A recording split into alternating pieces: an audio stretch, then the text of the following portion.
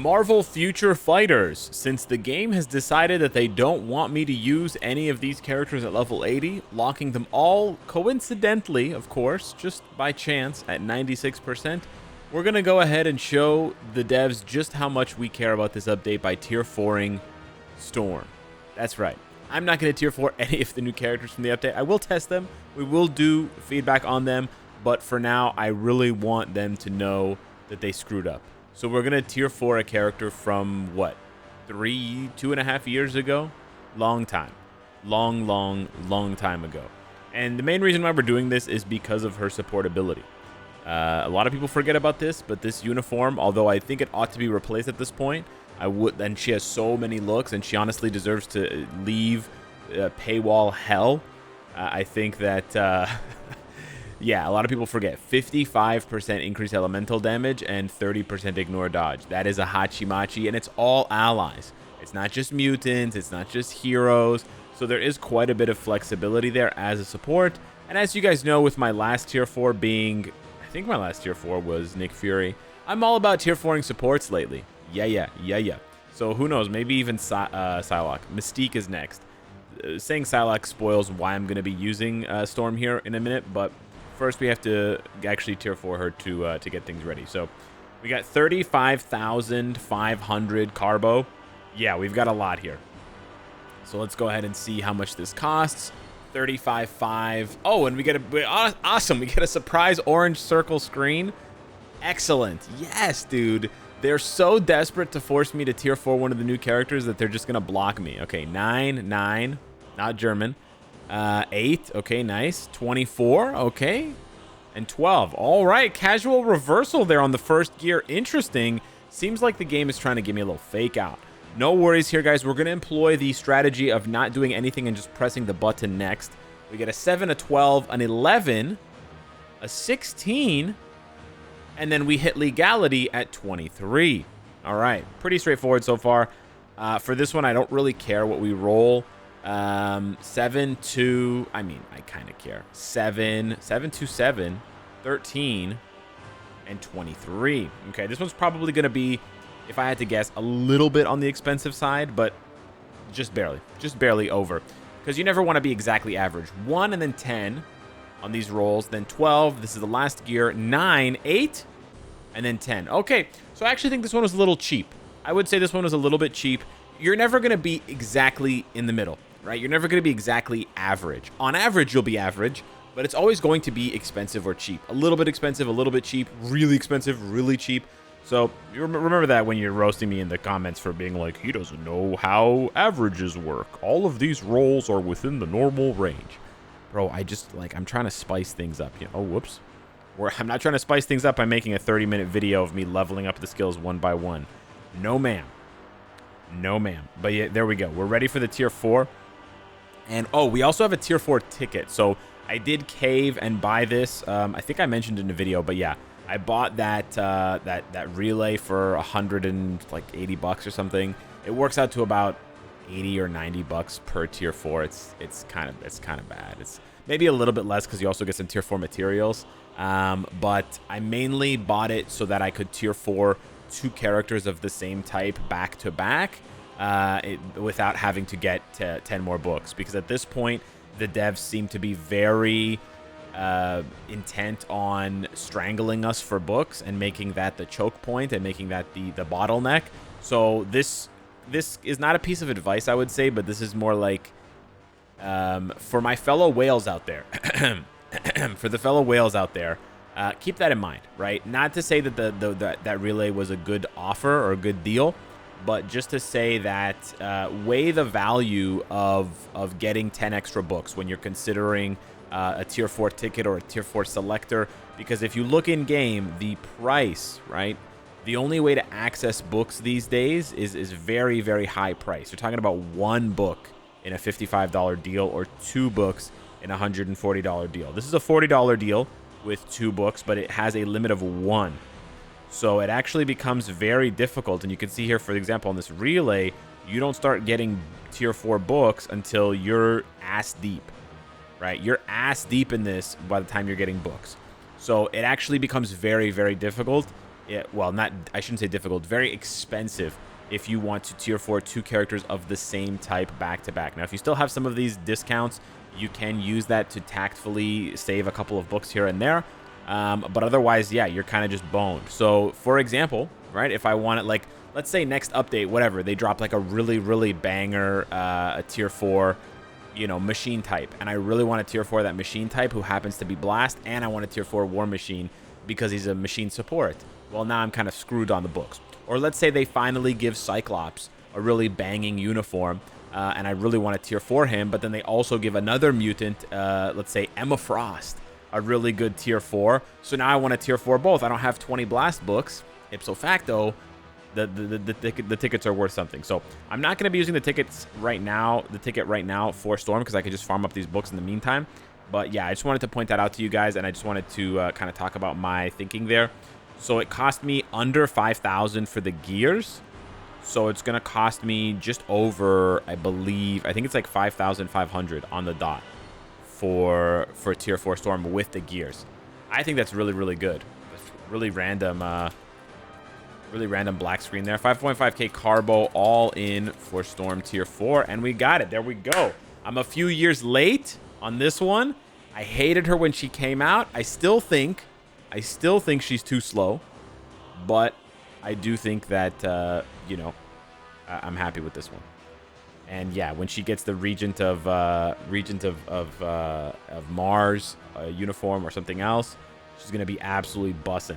Now, I believe here I don't have a custom gear on her. We're actually going to... Ooh, that one's additional pierce damage. Okay, I actually am going to give her an insight, because the reason why I tier 4'd her is not to use her in content. I will use her in content later, like in another video where I'll give her... I'll play with her, okay? But in the meantime, I'm on multiple stages where I'm going to need her. So here on Corvus Proxima, I'm stuck on 35. And I'll show you the screenshot here where with Psylocke I was unable to, and the pacing is basically putting me in about a minute and 10 seconds. I did 10 bars. That's way too slow. Ideally, you want to do about 15 bars, 12 to 15 bars in a minute. That's like a comfortable clear. 12 bars is you know, a little bit slower. 12 bars is like kind of the minimum, the absolute minimum, but then you have like cut scenes and you have dodging parts. The Corvus Proxima fight itself doesn't have that much dodging compared to like Ebony and Black Dwarf, but it's still something to think about. So yeah, 12 is kind of the minimum.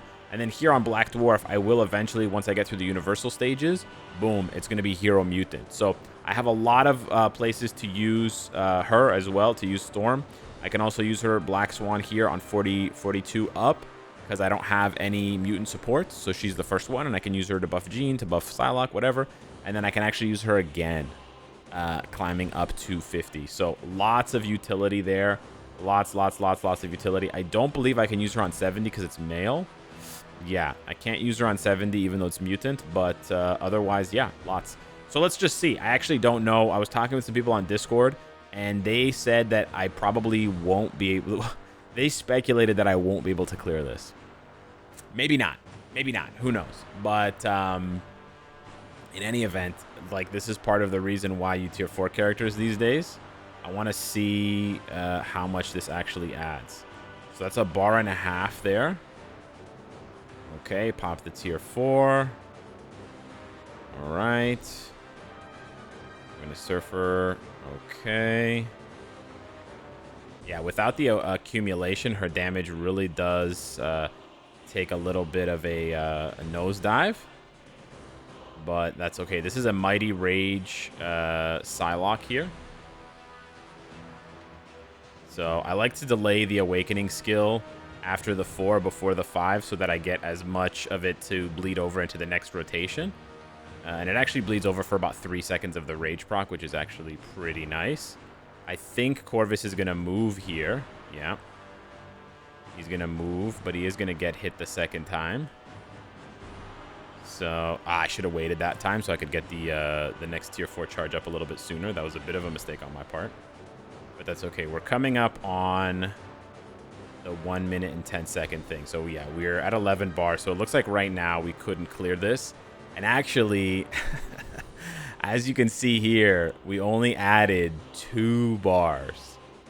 Now, 2 bars in a minute 10 means that on average you're going to be close to 10 bars faster, right, over the course of a 5-minute fight.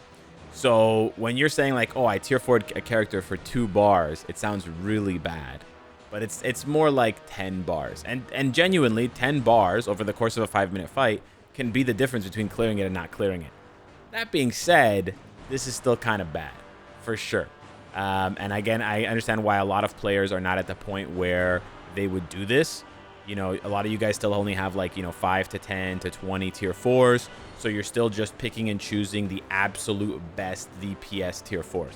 But once you get to the point where you have enough of the DPSs, and especially once we keep getting shit-ass updates like this, where they're not actually improving these characters compared to each other, then the supports start to look way better, because at that point you can juice up other characters, and then you always have them, right? So like I always have this tier 4 support now. If they buff Storm in the future, and they give her like a DPS uniform, or they make her support even stronger, that's at that point I don't have to tier 4 her because it's already done, right? So it's a bit of an investment in that sense.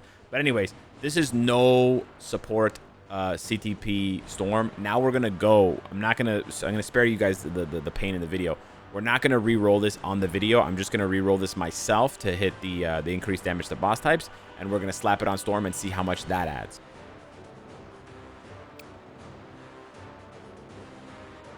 Wow, so that only took like 80 rerolls, I think. We did get a perfect roll here. I didn't have it set to perfection. I was just rolling for any basic damage increase to boss types with a 20/20 roll on the bottom. So there were 3 different rolls that I could achieve.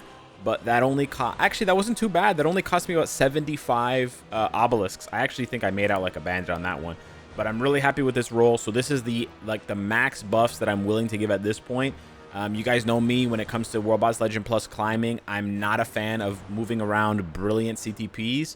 If it's a character that I really love and I use for other content like Doctor Strange, then I have no problem using them to push and using them to climb, because they're also paying me that return in ABX and ABL in other game modes. But if it's just specifically for World Boss Legend climbing, if I'm going to be moving the CTP around within 24 hours, I don't enjoy it. I don't think it's a legit clear, in my opinion, like for me, for myself. And so this is basically the end of the road. Either it's enough or I have to go back to the drawing board. All right, here we go. We are back, and same rotation, same play style, but now we have the insight, and it's almost half a bar more here on this opening salvo. So it's possible that the insight actually ends up adding more to the damage than the Storm support did. Yeah, I don't want to talk crazy, but it is a possibility. We did also pop the co-op, which is a little bit... I don't know if that was the wisest choice to pop the co-op. I should have probably popped it with the accumulation up, but that's okay. Let's go ahead and... oh, we got frozen. Okay, a little bit unfortunate there. Not a perfect run because we did get frozen. But on the other hand, he also jumped out of the way. Let's see. Okay.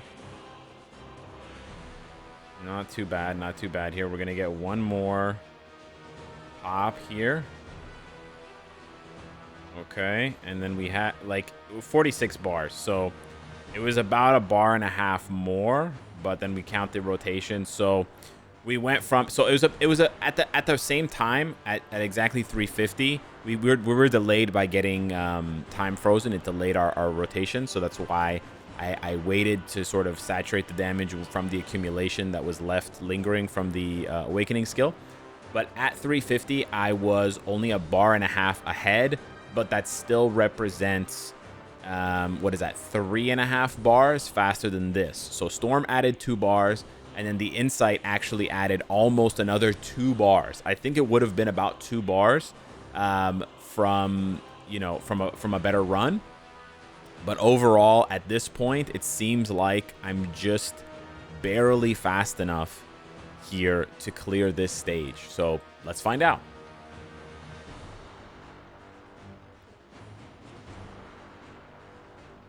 Oh,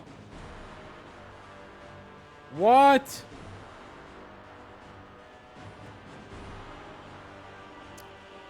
Oh my god. So basically what happened there, I guess it's good to show, man. It's kind of stupid though.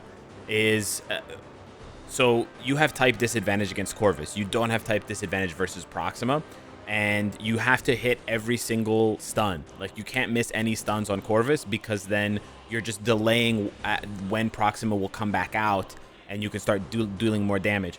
And so right at the end, like near the end, I think it was about 1 minute and 30 seconds or something like that, I thought the circle was close enough to Corvus, but it was, and it looked like it was close enough, but it wasn't for some reason. And so instead of going from 2 to 3, it stayed at 2 because it missed. And so I was delaying, thinking the stun was coming. I delayed the awakening skill, which gives accumulation. I delayed that because I wanted to pop it on Proxima to do even more damage. But then stupid bitch didn't stun him. So then my delay was basically just a complete waste. And then I, basically just wasted a bunch of damage. And then I popped it on the next one. And then it wasn't up when he got stunned. And she came out. And then I wasted even, and then I didn't, load up the most damage there. Anyways, that was basically just like a couple of frames, a couple of pixels off of being a clear. So that was kind of dumb. But it's still very, very close. So it's not that I regret tier 4ing Storm, but it's a bit frustrating, I guess, how difficult it is even when you add on like one of the best possible supports for her, and technically the only support for her in that sense, right? There are no other blast characters right now. Obviously, if like Riri Williams was tier 4, for example, she would be I don't even know if she would be a better support in that sense. But yeah, there's not really much else you can do other than, like I've said before, moving up to a brilliant CTP. But I'm not a really big fan of that, just moving around for this kind of content. So yeah, I may have to find some other solution to climb in the meantime. Anyways, hit me up in the comments down below. Let me know what you think of tier 4 Storm. And hopefully the devs will see this and react appropriately. Thanks so much for watching the video. Smash the like button if you enjoy the content, and I'll see you in the next one. Take care.